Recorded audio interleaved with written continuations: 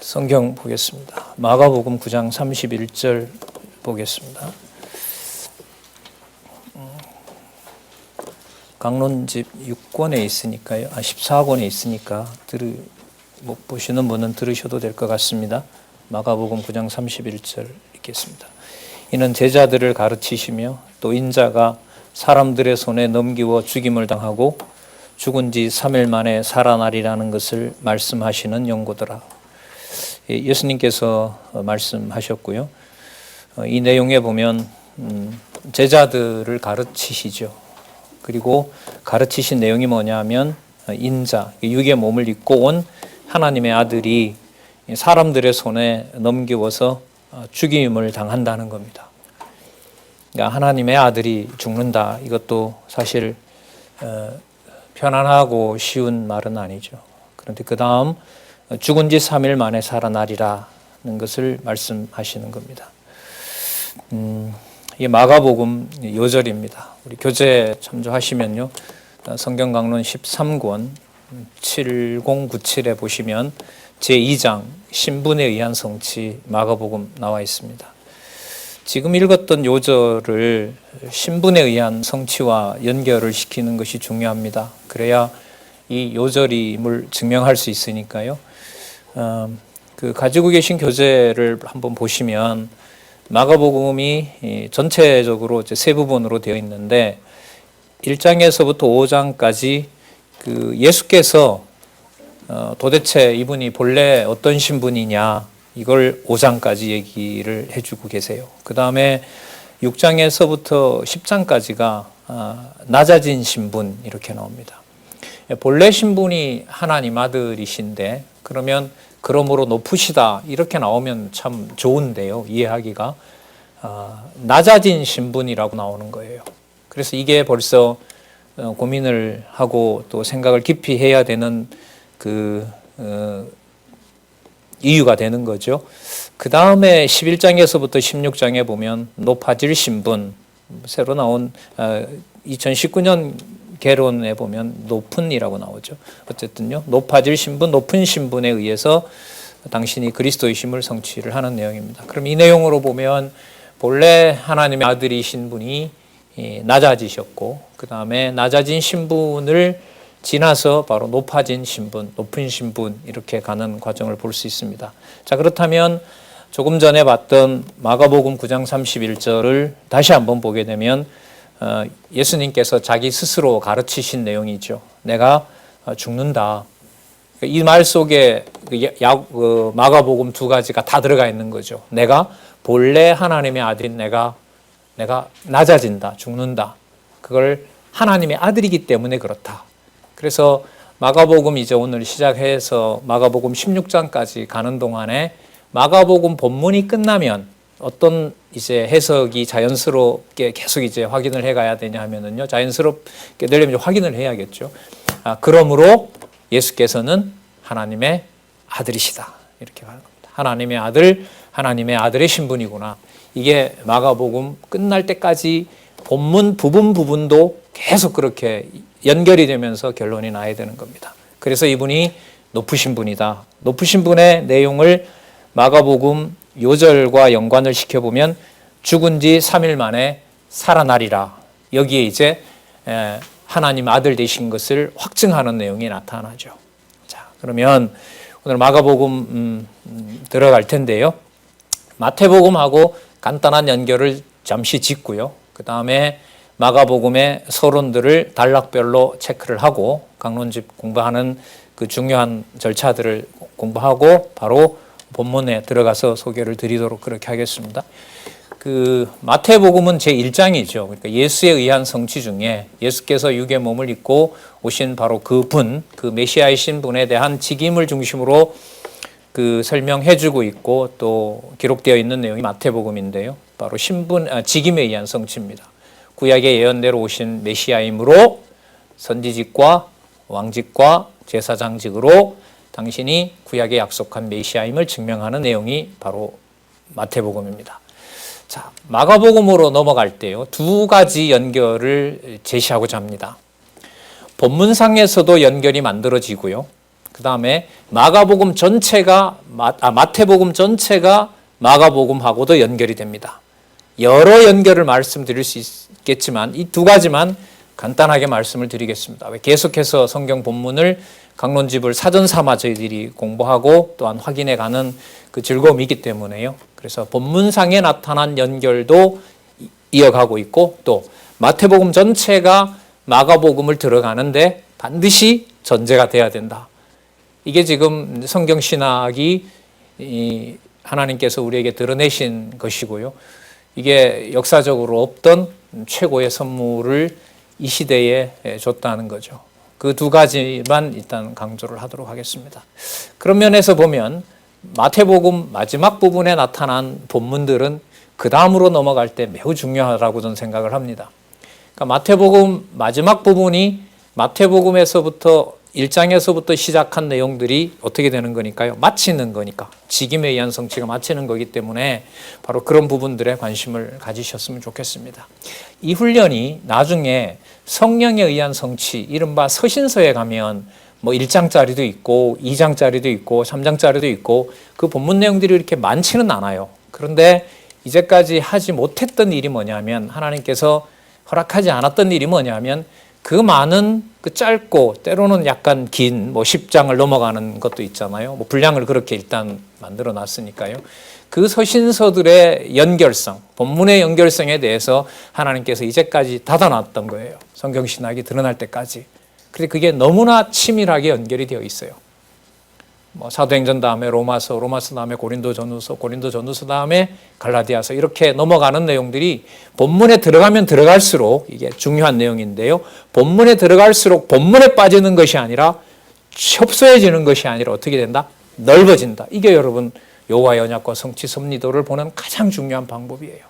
내려오는 것은 큰 그림을 더 분명하게 그리기 위한 것이지 본문에 들어가서 어떤 낱말, 어떤 개념에 빠지는 것이 목적이 아닙니다.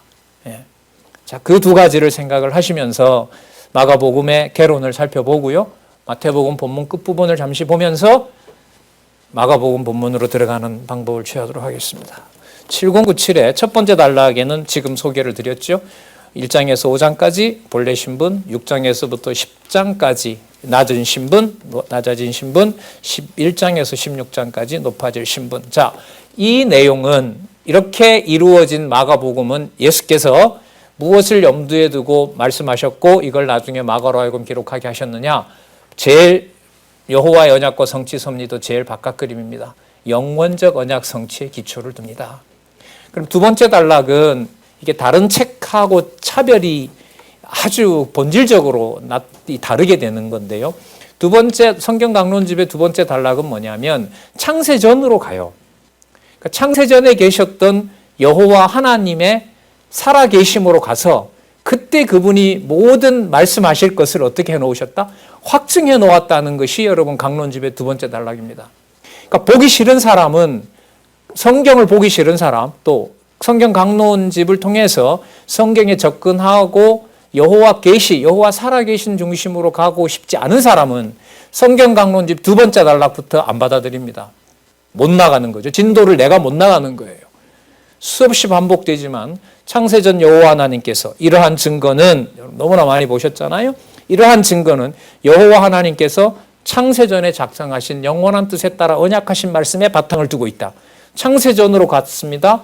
여호와의 언약과 성취 섭리도 제일 바깥 그림입니다. 저기를 내가 마음대로 갈 수 있다는 것은 오만이고 착각이죠. 그래서 성경 강론집의 엄격함은 두 번째 단락에서부터 창세전으로 가서 존재하시는 여호와 하나님의 존재 확증이 자 저자의 의도이기도 하지만 더 나가야겠죠. 성령 하나님께서 성경을 기록하게 하신 목적이고 좀 내려오면 예수께서 제자들에게 말씀하셨던 목적이고 그것을 약속하신 성령께서 오셔서 마가로 하여금 기록하게 하셨던 겁니다. 그 핵심의 두 번째 단락은 창세전 존재하시는 하나님의 존재와 마가복음의 모든 내용, 예수가 하나님의 아들로서 바로 그 신분이 땅에 속한 분이 아니라 하늘에 속한 분임을 이미 창세전에 확증해 놓은 내용입니다. 그리고 이 내용을 문서설자가 자유의지를 주장하는 자가 두 번째 단락을 수용하기가 불가능합니다.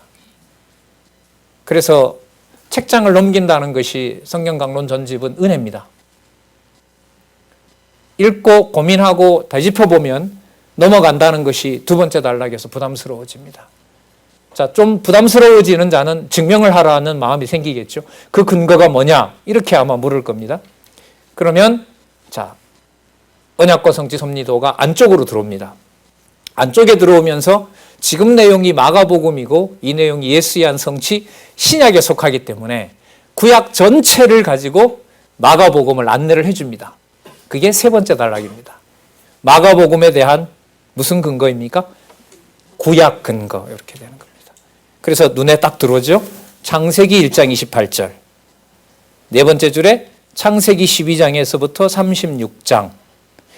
그 다음 창세기부터 에스더. 그 다음 창세기부터 어디까지요? 말라기까지.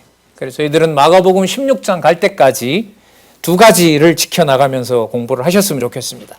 마가복음 분명히 끝났을 때마다 본문에 읽었던 내용이 신분, 예수님의 신분이 누구인가? 답은 하나님의 아들인 거예요. 자, 하나님의 아들이시고 그분에 대한 내용이 결론이 나면서 그 모든 근거가 이미 창세기서부터 어디까지 있다? 말라기까지 있다. 자, 시간이 좀 되면 그 부분을 안내하는 자는 소개를 해드려야 될 것이고 또 이미 다 익히 알고 있는 분들 같으면 이제 앞부분으로 나가면 되는 거고 중요한 사실은 창세기부터 말라기까지 전체 구약의 내용이 마가복음에 나타난 신분에 의한 성취에 뭐가 된다? 근거가 된다. 이게 세 번째 단락이에요. 자, 그러면 구약 전체를 근거로 잡으면 너무 방대하잖아요. 그럼 구약 중에서도 이게 네 번째 단락이에요. 구약 중에서도 지금 마가복음의 주제가 무엇이냐 하면 신분에 의한 성취이기 때문에 신분과 관련된 부분들의 근거를 네 번째 단락에서 또 한 번 모아줍니다. 이 극친절이죠, 이런 게. 이거 빼고 그냥 마가복음으로 가도 되는데 이 강론집에 여러분 구성이 이게 지금 13권인데요. 13권, 14권 갈수록 이 구조가 이어지면서 한 글자라도 더 치밀하게 이 전개를 해가게 됩니다. 눈여겨보시면 아마 유익하시라고 생각합니다. 네 번째 단락은 구약 근거 중에서도 마가복음의 주제가 신분에 의한 성취이기 때문에 신분에 의한 성취에 맞추어서 구약을 창세기부터 말라기까지 어떻게 하고 있어요? 소개하고 있는 거죠. 뭐에 맞추어서? 신분에 의한 성취에 맞춰서. 그게 여러분 네 번째 단락입니다. 자, 7098에 가시면 신분과 관련해서 소개 하나를 하고 있습니다. 7098 세 번째 줄에 가시면 두 번째 줄부터 보겠습니다. 여호와께서 모형적인 언약을 성취해 주시는 이스라엘의 역사 섭리 과정에서 자, 신분이에요, 주제가. 자, 구약에서 창세기부터 말라기까지 구약의 어떤 부분을 처음 소개하면서 마가복음의 근거를 제시할 것인가? 이런 시도가 없었다는 거예요, 이때까지. 그럼 이 부분은 굉장히 긴장이 되는 거죠. 성경을 연구하는 신학자에게 구약 근거 중에서 마가복음의 근거를 창세기부터 말라기까지 밝혀준다고 했는데 어떤 내용으로 마가복음의 근거를 처음 잡느냐? 되게 궁금하잖아요. 궁금하시잖아요. 예, 좀 보겠습니다. 그러면 이스라엘 언약 자손을 애굽의 노예로 낮아지게 하셔서 여기에 답이 딱 나오는 거예요. 이게 이제 제가 10년 전에 여기 와서 아마 13권을 탈고하셨을 무렵이었던 것 같아요.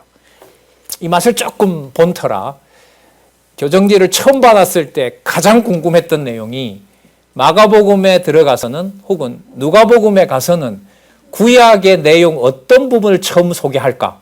분명히 제목은 직임이면 직임에 맞는 본문 근거가 나올 것이고 신분이면 신분에 맞는 걸 뽑아낼 것이고 사역이면 사역에 맞는 부분을 뽑아낼 것이기 때문에 이게 마태, 마가, 누가, 요한이 그게 그거가 아니다. 이게 깨어졌기 때문에 어떤 부분에 구약을 소개를 하느냐. 여기 나온 거예요.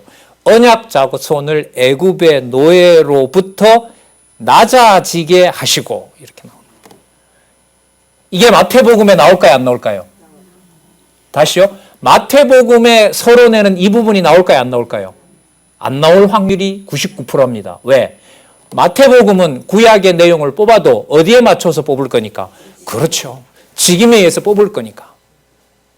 자, 그럼 여기서는 보면 이스라엘 언약 자손을 애굽의 노예로 낮아지게 하시고 언약의 땅으로 인도하여 주권 국가의 백성이 되도록 섭리하셨다. 백성을 주권 국가로 만든다? 이게 마가복음의 구약 첫 근거인 거예요. 자, 그러면 공부가 어떻게 되어지느냐? 단락을 읽고 여기에 하나님 아들의 신분이 나타난다. 자, 이제 공부가 늘어나는 거예요. 구약의 근거가 뭐냐? 이스라엘 백성들이 노예로 있던 사건에서 주권 국가의 백성을 보여줘야만 된다. 이게 여러분 이 책에서 말하고 있는 마가복음에 대한 구약의 근거인 겁니다.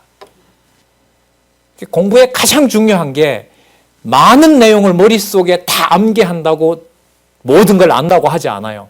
왜요? 이제는 알파고 정도가 아니라 구식 컴퓨터도 못 따라가기 때문에.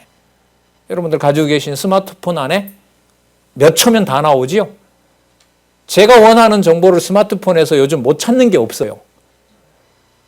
그러면 암기한다는 게 어떤 의미고 아무런 의미가 없는 거잖아요. 그죠? 자, 그러면 구약 전체 내용 가운데서 마가복음에 초점을 맞추어서 지금 소개하고 있는 거예요. 그 다음에 아직까지 단락이 남아있잖아요.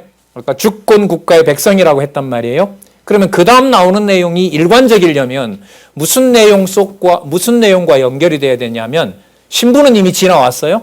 주권 국가 백성이 지나왔어요. 그러면 나오는 내용이 뭐하고 또 연관이 돼야 돼요? 주권 국가의 백성이라는 것하고 연관이 돼야 되는 거예요. 그래서 여러분 이런 공부가 또 죄송하지만 저는 만만치가 않은 거예요. 적어도 소개하는 분은 안내하는 자는 이게 꼭 시간을 절약하기 위해서라도 안내를 해드려야 된다고 보는 겁니다.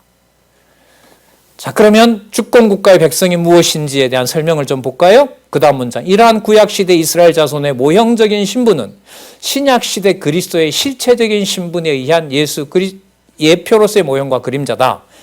예수께서는 근본 하나님과 동등한 아들로서 인간의 몸을 입으시고 낮고 천한 세상에 오셨다가 승천하셔서 영광의 보좌에 앉으셨다. 여러분 이 문장이 마가복음 전체 내용을 요약하고 있는 겁니다. 자, 요약을 하고 있고 조금 전에 사용했던 개념 무슨 국가의 백성? 주권 국가의 백성. 여러분 저희들이 공부를 해서 알고 믿는 것이 하나가 되잖아요. 그 요건이 뭐냐 하면 저희들과 저와 여러분이 마가복음을 공부를 해갈 때 제가 여러분들한테 마가복음은 주권 국가의 백성이 아주 핵심 키입니다 라고 했을 때 그 낱말이 서로 알고 있는 게 유익할까요? 모르는 게 유익할까요? 아는 게 유익하잖아요. 왜? 이 낱말 속에 마가복음을 다 담는 거니까. 근데 이런 노력들이 앞으로 이제 공부하는 다음 세대들에게는 주권 국가의 백성 이러면 어디 사상에서 배웠거나 국가 법률에서 배운 개념이 아니라 주권 국가의 백성 이러면 제일 먼저 어디가? 마가복음이 머리에 떠올랐으면 좋겠다는 게 제가 안내를 해드리는 목적입니다. 대한민국 헌법 제2조가 생각나는 것이 아니라 모든 주권은 국민으로부터 나오고 그게 설명되는 것이 아니고 주권 국가라고 하는 백성의 가장 강력한 근거는 어디에 있다? 성경에 있고 그 성경 중에서도 마가복음의 모든 문제를 해결하고 있다. 이렇게 되면 기독교 세계관으로 넘어가는 거예요. 자, 그 다음 볼까요? 그 내용들이 설명이 되는 게 여러분 네 번째 단락이 비교적 길지요. 그죠? 네 번째 단락이 긴 이유가 뭐냐 하면 구약 전체 내용을 이제 요약을 하면서 어디로 들어갈 거니까 이제는요. 마가복음으로 탁 들어가니까 여기서는 이제 중요해지는 거예요. 자, 그러면 마지막 단락. 그러면 이런 공부를 왜 해야 되느냐? 여러분 아까 우리 시작할 때 마가복음의 두 번째 단락의 근거는 어디에 가서 확인했죠? 영원적 언약 성취 창세전 근거다고 얘기를 했었죠. 그러면 창세전에 이렇게 작정된 것을 알려주는 목적이 바로 어디에 있느냐 하면 여호와 하나님께서만 뭐하다? 살아계신 분이다. 그분이 유일한 주권 국가의 왕이시다. 여기에 있는 거예요. 그러면 성경을 공부하도록 하는 목적이 바로 누구를 깨닫게 하고 찬양하게 하는 걸까요? 그게 여러분 마지막 단락이에요. 볼까요? 여호와 하나님께서 언약대로 성취해 주시는 목적은 여호와 영원하신 하나님의 언약대로 성취하시는 여호와의 심을 계시하고, 자, 여호와께서 언약대로 오신 그리스도인을 계시하려는 데 있을 뿐만 아니라 이를 택한 백성으로 하여금 확실히 믿게 하여 확증하게 하셔서 여호와 하나님이 여호와의 심을 깨달아 알고 그를 경외케 하시려는데 그 목적이 있다. 이렇게 5단락이 딱 모아지는 거예요. 10단락으로 늘려놓는 게 좋습니까? 5단락으로 좁혀주는 게 좋습니까? 그래서 강론집 페이지가 9,882페이지에 끝나는 겁니다. 요즘 나와 있는 성경 그 주석을 제가 다는 못 사고요. 몇 권을 샀거든요. 마가복음, 마태복음이 3권입니다. 600페이지짜리 책이 3권이고요. 마가복음이 상하로 되어 있어 2권이고요. 누가복음이 2권이고요. 요한복음이 2권입니다. 그러면 몇 권이 되냐면 성경 강론집 절반입니다. 그런 책이 100여 권입니다. 예. 그래서 성경 신학으로 들어가면 성경의 통일성을 찾을 수가 있다 없다. 지금 현재 학풍이 그래요. 도저히 찾을 수 없게 하셨어요. 보혜사 성령께서 그렇게 하셨어요. 근데 우리는 좁히고 줄이고 매우 절제된 서술 방식을 통하여 어떤 한 개념이 지나치게 붉어지지 않고 그 균형에 맞게 핵심 개념의 연결성을 확보하면서 창세기에서부터 어디까지요? 계시록까지. 얼핏 보면 다 같은 것 같은데 세밀해서 들어가서 보면 뭐예요? 다 다른 큰 통일성과 세부분에 가서 다 다양하게끔 세밀하게 연결이 되어 있는 겁니다. 그래서 마태복음의 바탕을 확실히 다지는 것은 마가복음부터 요한계시록까지 가는데 너무 중요하다는 말씀을 너무 많이 반복했던 것도 바로 거기에 있습니다. 그러면 이제 1절, 2절, 3절로 들어가서 이제 살펴볼 텐데요. 마태복음의 마지막 부분을 보면서 직임에 의한 성취를 정리하고 마가복음 제1절 본래의 신분에 의한 성취 부문으로 가서 한번 보도록 하겠습니다. 교재를 가지고 계시니까요. 7093에 가시면 28장 16절에서부터 20절에 보면 11 제자에게 임무를 부여하며 함께 있을 것을 약속합니다. 여기서도 보면요. 주어를 예수께서 11 제자에게, 자, 근데 본문에 가면 17절에 어떤 자도 있어요. 17절에 보면 예수를 배웠고 경배하나 오히려 뭐 하는 자도 있더라? 그렇죠. 그럼 이렇게 풀 수 있겠죠? 부활하신 예수께서 의심하는 자도 있는 11 제자들에게 이렇게 돼요. 그 다음에 뭘 부여해요? 임무를 부여합니다. 약속인 거죠? 임무 어떻게 부여하는지 볼게요. 18절. 예수께서 나와 일러 가라사대. 그 다음 보세요. 하늘과 땅에 모든 권세를 누구에게 주셨으니? 내게 주셨으니. 그러면 예수님께서 선지자직임, 왕위의 직임, 제사직임을 다 완수하신 3직을 가진 그리스도이심으로 이분에게 뭐가 주어졌어요? 하늘과 땅의 모든 권세를 이분이 가지고 있는 거예요. 몇 장으로 넘어가죠, 이게? 창세기 1장 26절에서부터 28장까지, 8절까지. 자, 우리가 사람을 짓자. 뭐 하게 하려고? 통치하게 하려고. 그래서 그들을 지으사 27절, 28절에 가면 3대 언약을 해주신 거죠. 그 약속에 따라서 그리스도께서 뭘 확증해 주세요? 내가 땅과 하늘의 모든 권세를 가졌다. 왜냐하면 이게 마태복음이니까 3직을 확증해 주셨으므로. 그 다음 볼게요. 18절, 19절. 그러므로 너희는 가서 모든 족속으로 제자를 삼아 아버지와 아들과 성령의 이름으로 뭘 주고? 세례를 주고. 영원하신 삼위 하나님이라 그러죠. 삼위 하나님의 이름으로 세례를 베풀게 된다. 그리스도는 없지만 성령께서 오셔서 성령 세례를 주실 때 이미 거기에는 누가 함께 하신다? 성부 하나님, 아버지와 아들과, 그렇죠. 성령이 증가하시더라도 이미 거기에는 창세전부터 계신 여호와 하나님, 그리고 그의 아들 예수 그리스도, 그리고 성령께서, 성령의 영은 대언의 영입니다. 여러분, 성령은 붕 떠 있거나 우리를 떠나 있는 성령은 없습니다. 성령은 반드시 하나님의 종들과 인격을 통해서 전달이 됩니다. 그러니까 허공에다 대고 기도하면 안 돼요. 성령 안 옵니다. 성령을 기다리려면 눈앞에 있는 성경을 잘 아는 분을 만나는 게 가장 좋은 방법입니다. 성경은 그렇게 전하도록 되어 있습니다. 성령은. 그러면 그 성령이 전하는 게 바로 무엇이냐면 여호와 하나님 아버지와 주 예수 그리스도를 전하시는 거예요. 그 일이 모든 족속에게 퍼진다는 것이고요. 20절에 보면 모든 것을 지키게 하라고 약속을 하세요. 왜냐하면 내가 세상 끝날까지 너희와, 이게 여러분 임마누엘인 거죠. 그러면 이걸 보실 때 마지막이잖아요. 그럼 마지막은 마가복음으로 넘어가는 뭐예요? 연결고리가 될 것이고, 마태복음 1장 1절로부터 지금까지 온 것에 대한 뭐가 되겠어요? 전체적인 결론으로 삼으면서 넘어가는 거죠. 다 할 수는 없으니까 적어도 우리가 큰 틀 세 가지. 구약의 언약대로 오신 분명히 이분이 메시아다. 구약의 언약대로 오셔서 성취했다면 이분은 반드시 선지자직임을 확증해 주셨다. 그렇다면 이분이 바로 왕이시다. 왕이심으로 죽고 부활하시는 영원한 대제사장 되신다. 그러므로 마태복음 끝에 가면 이분이 뭘 가지고 계신다? 뭐와 뭐를 다 가지고 계신다? 하늘과 땅의 모든 권세를 가지고 계신다. 자, 그럼 지금부터는 삼직을 바탕으로 어디로 들어가는 거죠? 신분으로 들어가는 거예요. 신분으로 들어가는 거예요. 자, 여러분, 마가복음이 그런 의미에서 뭐라고 시작을 하는지 되게 궁금하시잖아요. 다 궁금하세요, 보면. 착각을 해도 좋아요, 이런 부분은 저는. 마태복음을 간단히 정리를 하면서 마가복음에 뭐가 나올까? 마가복음의 신분이 정리가 되면서 누가복음에 도대체 뭐라고 시작할까? 여러분, 연애편지 받아보셨잖아요, 다들. 다 받아보셨다고 해요, 그냥.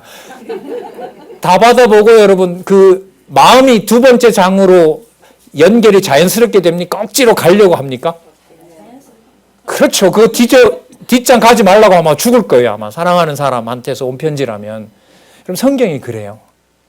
본문에 빠지면. 그럼 본문에 빠진다는 것은 여러분 보세요.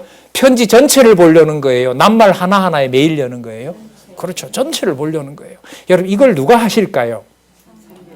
예, 박홍기 강사가 안내를 잘하면 돼요. 그럼 완벽하게 여러분을 만들 수 있고 저도 완벽하게 클 수 있어요. 맞아요? 틀려요? 완벽하게 틀린 거예요. 예, 그냥 주어진 시간에 충분히 말씀드릴 수 있는 이 큰 행복과 이 은혜가 감격스러울 뿐이죠. 자, 그럼 볼까요? 마가복음 7100페이지에 보면 1장에서부터 1장 20절까지 증언으로 신분을 가르치는 내용이 나옵니다. 보겠습니다. 세례 요한이 물로 세례를 주며 하나님의 아들을 전파합니다. 1장 1절에 보세요. 뭐라 나와요? 하나님의 아들 예수 그리스도의 복음의 시작이라. 자, 여기서 하나님 아들로 읽으실 때 마태복음을 다 까먹어도 된다? 안 된다. 간다. 삼직을 굳이 연결을 시키자면 삼직을 확증해 주신 예수께서 이번에는 당신이 누구이심을 하나님의 아들, 자, 예수는 여러분 누가 지어진 이름이에요? 인간적으로 보면 마리아와 요셉이 지어준 거잖아요. 그런데 앞에 하나님 아들이 있으니까 예수라는 이름은 마리아와 요셉이 붙인 이름이 아니라는 거예요. 누가 붙인 이름인 거예요? 그렇죠. 성령께서 얘기하셨잖아요. 그 이름을 뭐라 하라? 예수라 하라. 저가 자기 백성을 저희 죄로부터 구원할 자이니라. 하나님이 붙여주신 게 맞잖아요. 자, 하나님 아들 예수 그리스도의 복음의 시작이라. 그러면서 구약 선지자의 글 이사야 40장 3절 내용을 근거로 하면서 세례 요한을 소개합니다. 세례 요한에 대한 소개는 마태복음하고 목적이 다릅니다. 그건 여러분 다 빽하면 또 앞으로 가는데 지장이 있으니까 그 맥락을 여러분들이 확인하실 수 있으면 좋겠고요. 세례 요한에게 소개를 맡기신 성령께서 뭐라고 얘기를 하는지 한번 볼게요. 4절 보세요. 세례 요한 이르러 광야에서 무엇을 받게 하는? 죄 사함을 받게 하는 뭘 전해요? 회개의 세례를 전파하니. 여러분 아까 마태복음 끝날 때 세례라는 말 나왔어요? 안 나왔어요? 어마어마한 얘기가 나왔죠. 어떻게 나왔어요? 세례 앞에 아버지와 아들과 성령의 이름으로 뭐 한다? 세례를 주라. 이게 여러분 약속되어 있는 거잖아요. 자, 죄사함을 받게 하는 회개의 세례를 전파하니 온 유대지방과 예루살렘이 다 나아가 자기 죄를 회복하고 요단강에서 그에게 세례를 받더라. 구약의 언약을 이루시는 거예요. 그러니까 하나님 아들인 예수 그리스도의 신분의 근거를 성경 본문에도 근거를 어디서 소개합니까? 구약에서 소개하는 거예요. 이 강론, 성경 강론 전집의 저자의 힌트, 인간적으로 좀 말씀을 드리면 강론의 저자께서 구약의 근거를 잡아내는 것은 성경으로부터 배운 겁니다. 성경이 그런 식으로 되어 있으니까요. 그렇잖아요? 이거보다 훨씬 많은 내용이 어디에 나타납니까? 마태복음은 마가복음보다 훨씬 더 많이 구약 근거를 제시합니다. 왜요? 처음 시작하는 책이기도 하고 구약에 의한 성취가 서론이기 때문에 마태복음 1장부터 18장까지의 근거를 어디에 많이 등장하는 게 당연하다. 마태복음에 많이 등장하는 것이 당연하다. 그럼 그 내용을 바탕으로 마가복음도 어떻게 진행되냐라고 보니까 세례 요한을 소개하면서 그게 어디에 근거를 두고 있다? 마가복음이 우연히 그냥 그 세례 요한이 광야에서 나타난 것이 아니라 어디에 근거하고 있다? 이사야 40장 3절에 근거하고 있다. 그걸 성경이 제시하고 있잖아요. 자, 그럼 도대체 세례 요한을 통해서 무엇을 증거하려고 하는 거겠어요? 직임이 아니라 이번에는 어디라 그랬어요? 신분이죠. 이렇게 보는 거예요. 신분. 이거 세례 요한 나왔던 거 아니야? 아니요. 안 나왔던 거예요. 신분에 대해서는 소개를 안 한 거라고요. 자, 그럼 신분에 맞춰서 세례 요한이 어떻게 증거하도록 하느냐? 6절. 요한은 약대털을 입고 허리에 가죽들을 띠고 메뚜기와 석청을 먹더라.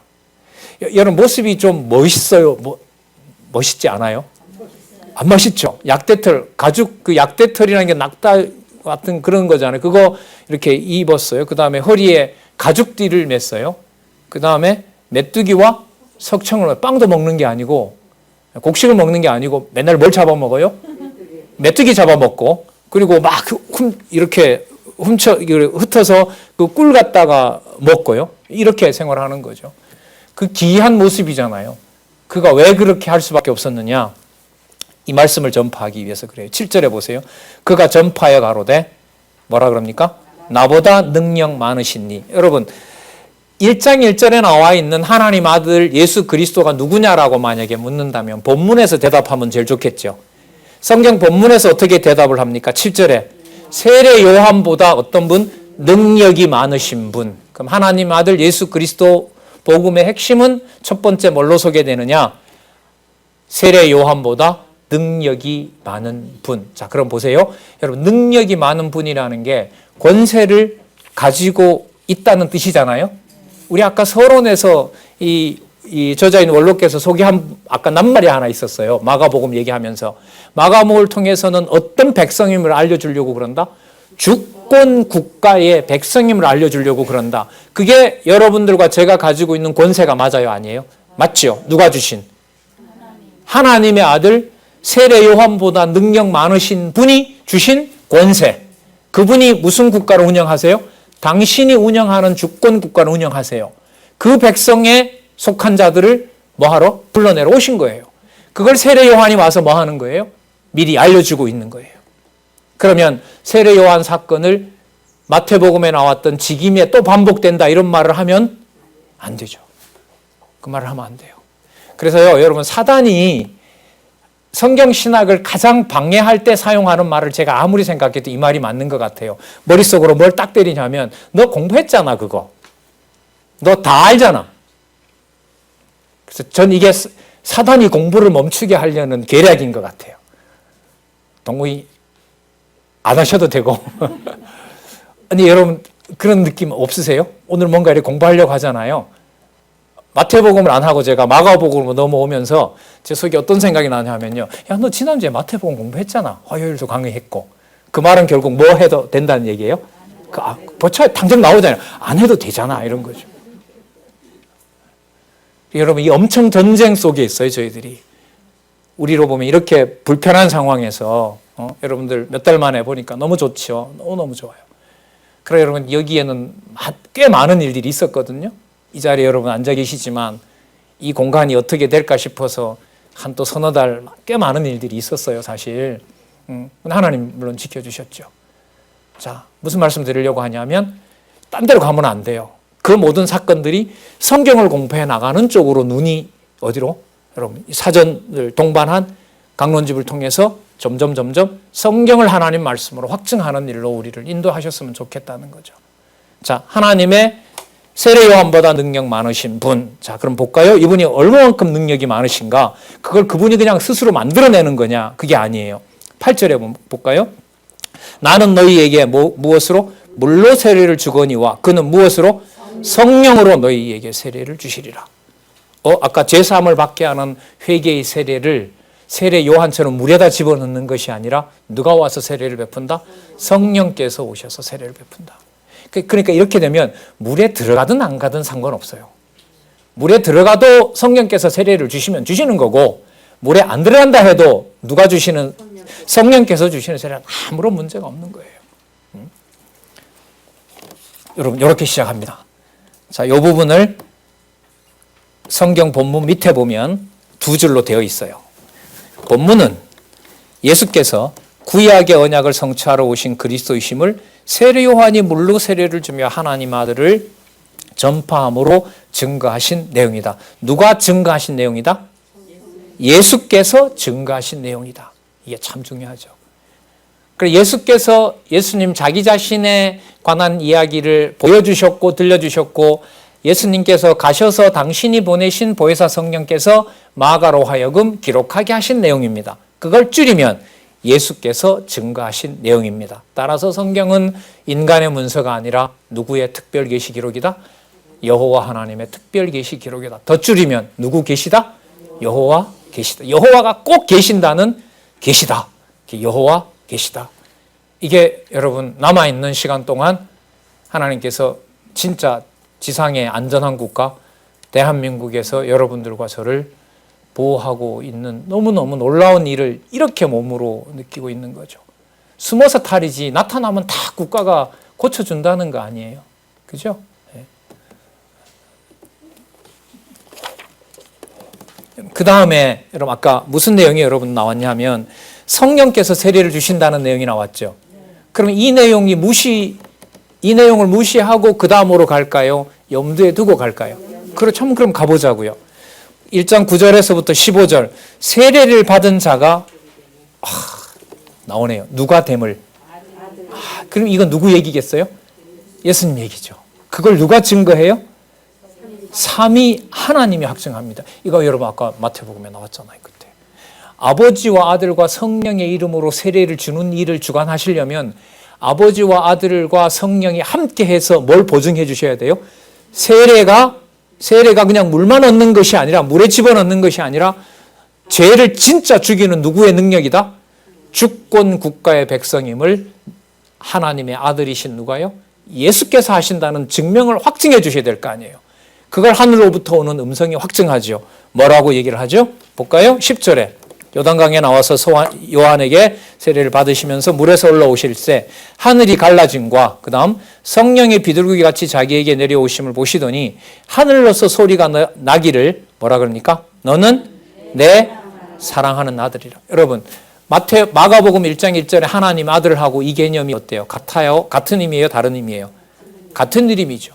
그러니까 하나님 아들 예수 그리스도의 복음의 시작인데 요한의 세례를 통해서 무슨 개념이 확인이 돼요?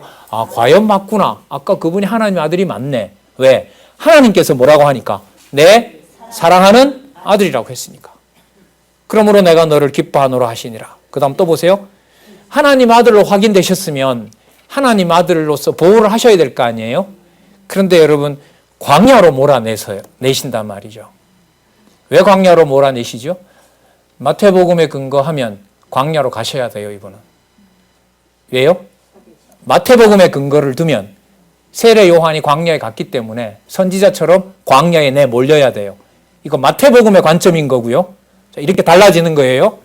마태복음에 가서 광야로 가신 사건을 얘기를 하면 구약에 예언된 선지자라면 세례 요한처럼 광야에 가셔야 돼요.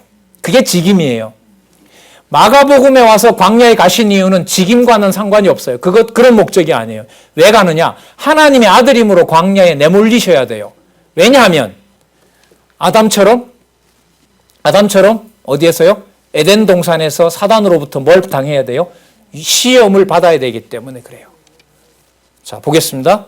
내 사랑하는 아들이라 내가 그를 기뻐하노라 하시니라. 성령이 곧 예수를 광야로 몰아내신지라. 광야에서 40일을 계셔서 그 다음 볼까요? 누구에게 시험을 받으시며? 사단에게 시험을 받으시며. 그럼 창세기 3장 내용과 연관이 되겠죠? 그 다음에 뭐와 함께 계시니? 들짐승과 함께 계시니. 사단에게 시험 받고 들짐승과 함께 있고. 그 다음에 볼까요? 누가 와서 수종 들더라? 천사들이 수종 들더라. 여러분 한번 이걸 함께 생각해 보세요. 여러분 눈만 뜨면 누가 유혹을 해요? 너 얼마나 배고프냐부터 해서 왜 크게 세 가지로 있잖아요. 너 하나님 아들인데 뭘 그렇게 굶어. 그리고 여기 있을 필요 없잖아. 왕궁으로 가야지. 그리고 나중에 마가복음 본문에서 유추할 수 있는 건데요. 그 사단도 귀신들도 예수께서 누구인 줄 다 알죠. 하나님 아들인 줄 아는 거예요. 그러면 사단이 뭐라고 유혹할 수 있어요? 야, 당신도 알고 나도 알다시피 당신은 하나님 아들이다. 그러니까 이러한 고생을 할 필요가 없다. 뭐 이렇게 하느냐. 그 유혹을 40일 동안 받으시는 거죠. 그 다음에 들짐승과 함께 해요. 여러분, 그 마태복음 끝날 때 내가 너희와 항상 함께 하리라고 하셨잖아요. 하나님께서. 임마누엘 아니에요. 하나님이 우리와 함께 하는 거 얼마나 좋아요. 그럼 이 부분도 들짐승과 함께 있다 이런 말보다가 힘들긴 하지만 누가 함께 했더라? 아버지도 함께 하고 성령도 함께 했다. 이런 말이 나오면 얼마나 좋아요. 근데 아무런 인간과 함께 할 수 있는 여지가 없어요. 아직 제자들 부리기도 전이고. 뭐와 함께 해요? 들짐승과 함께 해요. 그리고 누가 수종을 들어요? 그러면 천사가 여러분 수종 들지 않으면 육의 몸을 입고 온 이 온몸은 누구에게 노출돼요? 40일 동안? 누구에게? 그 사단에게.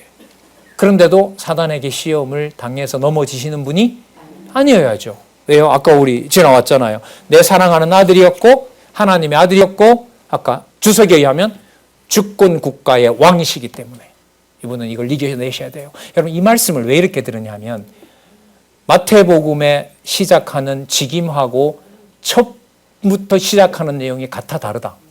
다르다. 위로 올라가면 그리스도지만 본문의 구성과 본문의 흐름이 마가복음은 철저히 어디에 맞춰서 진행된다? 하나님 아들 신분에 맞춰서 진행된다. 이게 여러분 앞으로 남아있는 후배들과 저도 이제 여기에 모든 걸 다 쏟아보려고 하는 거죠. 이 진리를 해치고 성경신학을 부정하면서 성경 권위를 훼손하려는 비진리와 싸우는데 핵심적인 한 부분입니다. 이 내용을 이미 해놓으셨고요. 이 내용을 아주 상세한 부분에 이제 공격해 들어오는 것을 여러 글로 혹은 이렇게 강의로 이제 쳐나가면서 싸우고 싶은 거죠. 14절 요한이 잡힌 후에 예수께서 갈릴리에 오셔서 무엇을 전파해요? 하나님의 복음을 전파하며. 그러니까 이렇게 되겠습니다. 내 사랑하는 아들, 하나님의 아들이므로 누구의 복음을 전해요? 하나님의 복음. 이렇게 되는 거죠. 하나님의 복음을 전파하면 땅의 나라 전하겠어요? 모형 나라 가르치겠어요? 실체적인 나라 얘기하겠어요? 그래서 15절인 거예요. 가라사대 뭐가 찾고 때가 찾고. 왜? 이렇게 본문을 연결시키면 이렇게 되죠. 요한이 잡혀갔으니까 끝난 거예요. 이제는 무슨 국가가 실체가 아니라 모형이 끝난 거예요. 그리고 하나님 아들 오셨어요. 하나님께서 증명도 했어요. 이제는 모든 나라를 가져가셔야 돼요. 그 나라의 이름이 뭐예요? 때가 찼고 무슨 나라가? 하나님의 나라가 가까웠으니 돌아서서 모형을 버리고 이제는 뭘 믿어라? 복음을 믿어라. 그럼 복음은 뭐냐 하면 마가복음 1장 1절에 복음이 이렇게 나왔죠. 하나님의 아들 예수 그리스도의 복음이라. 그게 여러분 복음의 핵심인 거예요. 여러분 이제까지 이 본문의 낱말들의 흐름이 연결이 되어 계속해서 신분을 보강하고 있어요. 보충해주고 설명해요. 후자 얘기죠. 여러분 이 성경 본문의 토대를 놓는 것은요. 그냥 세상에 모르는 사람한테 지식 자랑을 하거나 대충 뭐 신학 좀 관심 있다는 사람들에게 여러분 무슨 알기 위하거나 변호하는 게 전 아니라고 봐요. 하나님께서 일을 시키는 게. 이건 무슨 싸움이냐면 진짜 마지막 싸움인 거예요. 무엇을 지키도록 하시는 1.1획도 오류가 없는 하나님의 말씀인 것을 성경을 통하여 성경신학을 통해서 이 시대 전 마감하려고 하는 거라고 봐요. 뭐 제 경우로 보면 저에게 주어진 시간만큼 해갈 수 있다면 그렇게 하다가 마치는 거겠죠. 이 일이 여러분 시작이 되었고 이러한 상황 국면에서는 더 선명하게 진행되는 일로 하나님이 데리고 가실 것이라 이런 생각이 듭니다. 여러분 그 다음 내용에 하나님 나라가 가까웠으니 하나님 복음을 믿으라고 했잖아요. 그러면 이 내용하고 관계된 게 나와야 되겠죠. 당연하잖아요. 어쨌든 여러분이 강론집 이 저자께서는 요만큼 성령 분량을 모으신 거예요. 한 페이지 들어가는 이런 건 없어요. 보통 책이 있으면 그 책에 한 많아야 절반 정도 본문 넣고 요약하고 넘어가고 하거든요.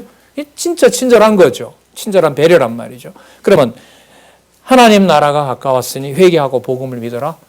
그러면 이 내용과 관련된 게 나와야 되는 거죠. 한번 넘겨보실까요? 뭐가 나오는지. 누구를 불러서? 어부를 불러서? 자, 그 다음 볼까요? 사람을 구원하는 아들의 증인으로 세웠어요. 누가요? 예수께서 누구를? 어부를 불러서 사람을 구원하는 누구의 아들로? 그렇죠. 하나님의 아들로 그걸 증거하는 증인으로 세웠다는 거예요. 누구를? 어부들을. 여러분, 이게 통상적으로 자녀를 낳는 방법하고 같아요? 달라요? 완전히 다르죠. 그러니까 뭘 넘어서는 거죠? 하나님 나라의 자녀를 낳는 것이 육을 통하여 낳는 것하고 달라요. 그러면 또 붙입니다. 아까 무슨 세례 받는다 그랬죠? 성령 세례 받는다 그랬죠. 그럼 성령 세례는 육의 자녀로 낳다 안 낳다가 기준이 아니다. 그럼 하나님 나라를 세우셨고 하나님 나라의 자녀로 부르는 것이 성령 세례를 통하여 이루어지는데 그것은 육의 몸으로 낳는 것이 아니라 무슨 세례를 베푸는 것이다?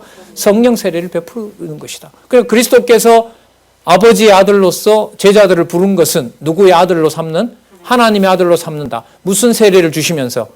그렇죠. 성령 세례를 주시면서. 물론 다음에 구체적 사역은 예수님 죽으신 다음에 보혜사 성령께서 오셔서 구체화되죠. 그 내용 여러분 사도행전 1장 12절부터 전개되는 것은 아실 겁니다. 자, 그럼 한번 볼까요? 16절. 갈릴리 해변으로 가시다가 시몬과 그 형제 안드레가 바다에 그물 던지는 것을 보고 저희는 어부라. 예수께서 가라사대 나를 따라오너라. 내가 너희를 사람을 낚는 어부가 되게 하시리라. 자, 여러분 연결을 이렇게 시키시면 됩니다. 하나님 아들이 본인 혼자 아들이면 돼요? 안 돼요? 안 되죠. 그럼 본인이 아들이면 누구를 불러야 돼요? 주권 국가의 왕이니까 당신이 누구를 불러야 돼요? 하나님 아들을 불러야죠. 왜냐하면 하나님 나라를 세우려면 아까 하나님 나라 나왔잖아요. 하나님 나라를 전파했으면 하나님 나라 백성을 불러야 돼요. 그런데 그게 혈육으로 낳는 관계가 아니에요. 성령께서 낳게 하시는 거예요. 자, 19절. 조금 더 가시다가 세베대의 아들 야고보와 그 형제 요한을 보시니 저희도 배에 있어 그물을 깁는데 곧 부르시니 그 아비 세베대를 사꾼들과 함께 버려두고 누구를 쫓으니라? 예수를 따라가니라. 그러면 좀 더 수식어를 붙여볼까요? 이제까지 1장에서 본 대로 하나님의 아들이신 예수를 따라가니라. 자, 그러면 더 많이 붙여볼까요? 하나님의 아들인 예수께서 하나님의 또 다른 아들을 부르셔서 천국의 하나님의 나라를 세우도록 하기 위하여 누가 따라오도록 불렀다? 어부들이 제자로 따라오도록 불렀다. 이렇게 되면 이 본문 내용들이 들어가면서 자, 본문은 예수께서 구약의 언약을 성취하러 오신 그리스도이심을 어부들을 불러 사람을 구원하는 아들의 증인으로 세우심으로 증가하신 내용이다. 이렇게 정리가 되는 거죠. 이 내용에 아까 지나왔던 것처럼 본문의 핵심적인 내용들이 어떤 개념에 맞도록 신분, 누구이신 하나님의 아들로서 하나님 나라를 맡기신 모든 권세를 받으신 하나님의 나라의 주권 국가의 왕으로 오신 예수 그리스도의 제자가 되도록 누가 부르신다? 예수께서 부르신 내용을 20절까지 살펴본 겁니다. 자, 이렇게 시작한 내용이 자, 한 페이지 넘겨보고 확인하고요. 자, 오늘 정리하겠습니다. 1장 21절부터 45절까지 무엇으로 신분을 가르칩니까? 표적으로 신분을 가르쳤습니다. 여러분, 아까 1장에서부터 시작한 내용은 1장 1절에서부터 20절까지는 무슨 내용이었죠? 무엇의 신분을 가르침? 증인의 신분을 가르쳤어요. 그럼 우리가 요약할 수 있어요. 증인, 무슨 증인이었구나.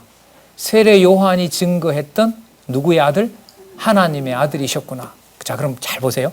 하나님의 아들이면 말로만 하면 돼요? 뭔가를 보여주셔야 돼요? 보여주셔야지. 사인은 다 했거든요. 말씀도 얘기했어요. 그래서 1장 21절부터 시작되는 내용이 하나님의 아들이었고 이시고 하나님 나라의 주권 국가의 왕이심으로 뭘 보여주신다? 그렇게 연결되는 거예요. 그래서 연결을 또 뭘로? 한쪽 가로만 가지고도 쭉 연결할 수 있어요. 전 다 해본 건데요. 나중에 특강이나 이런 시간이 오면 양쪽 가로만 가지고 쭉 연결해서도 한번 말씀드리고 싶고요. 한쪽가로 가지고도 하고 싶어요. 그게 여러분들 뭘 빼면 안 된다? 본문에 나와 있는 핵심 개념들을 어떻게 소개하는지를 꼭 체크하시면서 공부했으면 좋겠어요.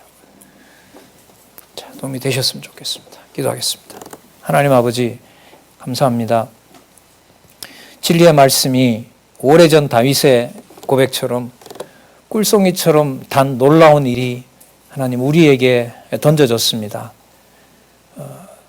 그 진리의 맛을 영원히 잊지 않고 하나님 주신 이 세상에서 가정교회에서부터 많은 양육교회, 은사교회들에게까지 풍성한 열매가 맺힐 수 있도록, 그리고 진리투쟁에서 승리하는 하나님의 백성들 될 수 있도록 꼭 지켜주시옵소서. 예수님의 이름으로 기도드렸습니다. 아멘.